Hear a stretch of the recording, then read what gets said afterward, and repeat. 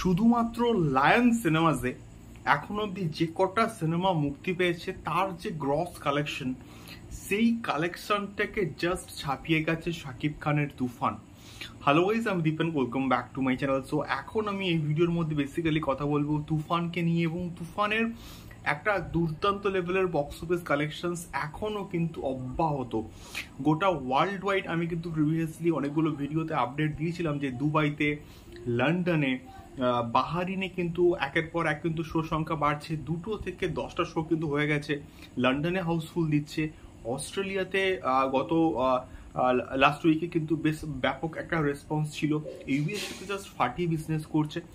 Even এতদিন হয়ে গেল বাংলাদেশে তুফান মুক্তি পেয়েছে, এবং চতুর্থ সপ্তাহে এসে তুফান একটা ট্রিমেন্ডাস লেভেলে কিন্তু কালেকশনস করে যাচ্ছে। এবং আমি সেপারেট একটা ভিডিও করব তুফানকে নিয়ে, যে 4th উইকে এসে কোন কোন জায়গায় ব্যাপক একটা কালেকশনস করছে। বাট এই ভিডিওর মধ্যে যে বিষয়টাকে নিয়ে কথা বলবো সেটা হচ্ছে গিয়ে লায়ন সিনেমাস এবং বাংলাদেশের এবং ওপার বাংলার একটা অন্যতম সেরা মাল্টিপ্লেক্সের।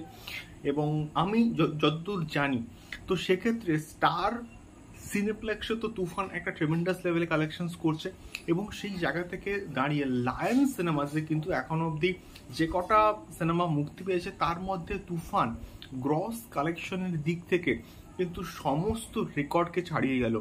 এবং এই পার্টিকুলার বিষয়টা কিন্তু পোস্ট করেছে হচ্ছে আমাদের রায়ান রাফিজি, এবং তোমরা তার অফিসিয়াল যে ফেসবুক পেজ সেখানে গিয়ে কিন্তু এই বিষয়টা চেক আউট করতে পারো। এবং তিনি কিন্তু পোস্ট করেছেন এবং তিনি কিন্তু লিখেছেন যে সোর্স লায়ন সিনেমাস বলে।